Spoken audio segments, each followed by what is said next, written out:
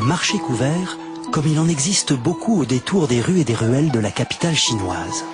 Nous sommes à Pékin. Ce qui frappe ici, c'est la quantité et la diversité de produits frais proposés sur les étals. Tomates, courgettes, brocolis et autres légumes foisonnent dans le marché. Pourtant, les clients sont en colère. J'habite Pékin et je pense que les prix des légumes sont trop élevés. On n'a plus les moyens de consommer comme on veut. Avant, je pouvais acheter des légumes tous les jours. Aujourd'hui, les temps ont changé, les légumes sont trop chers. Mais même si les prix sont élevés, on doit quand même manger. Alors moi, je choisis les légumes les moins chers et j'en achète peu.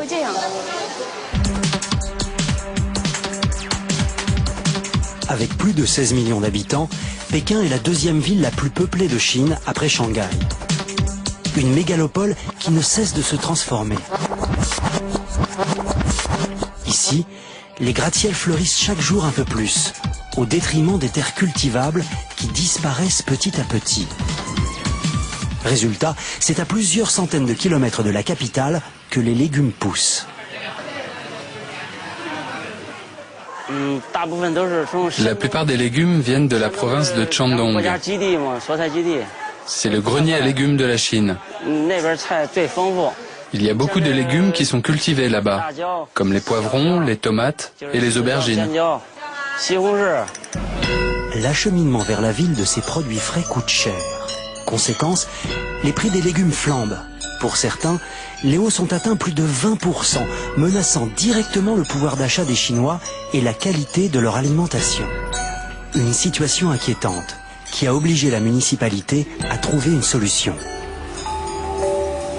En août dernier, ouvrait la Jinpeng Plant Factory, une serre de haute technologie située dans le district de Tongzhou à Pékin. Une usine végétale de près de 1300 mètres carrés. Ici, nous sommes dans la salle informatique qui gère et contrôle toute la serre, c'est-à-dire la température, la lumière et la quantité de CO2.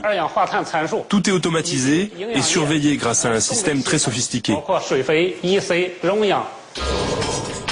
Cette serre totalement automatique est la plus grande du genre en Chine. Son but, produire jusqu'à 15 millions de plants par an d'arbres fruitiers et de légumes destinés aux cultivateurs locaux. Avec une spécificité, créer des semis de très haute qualité pour obtenir le meilleur rendement possible lors des récoltes. C'est avec des salades que les scientifiques ont débuté leur expérience. Et c'est dans une pièce stérile que tout commence.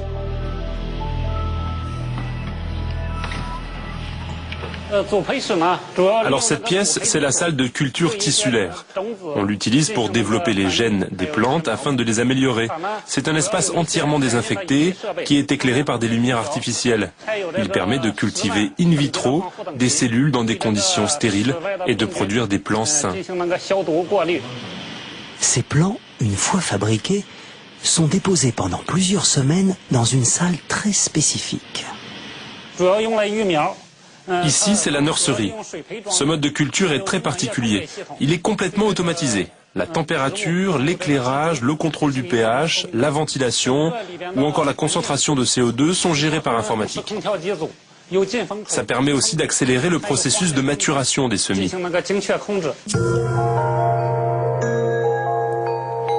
Mais ce processus ne doit pas se faire au détriment de l'environnement.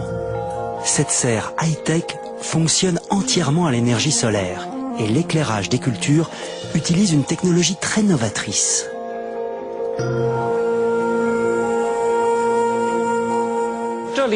La lumière LED, c'est un nouveau type d'éclairage dans le domaine agricole. Nous avons aujourd'hui besoin d'économiser de l'énergie. Et les LED sont une source de lumière respectueuse de l'environnement. Elles permettent une meilleure croissance des plantes et ont une durée de vie plus longue. On utilise la couleur bleue, rose ou verte en fonction des cultures. Par exemple, la lumière verte stimulerait la photosynthèse. La lumière rose, elle, agit plus sur les cellules.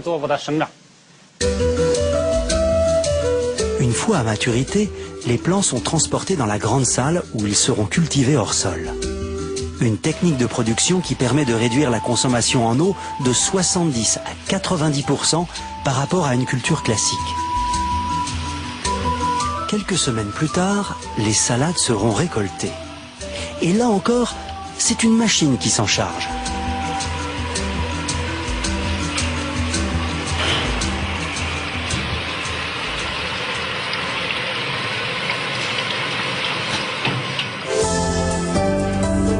Cette expérience unique en est encore aujourd'hui à son balbutiement. Mais elle pourrait peut-être un jour permettre à la Chine de doubler sa production de légumes et ainsi faire baisser leur prix sur les étals des marchés.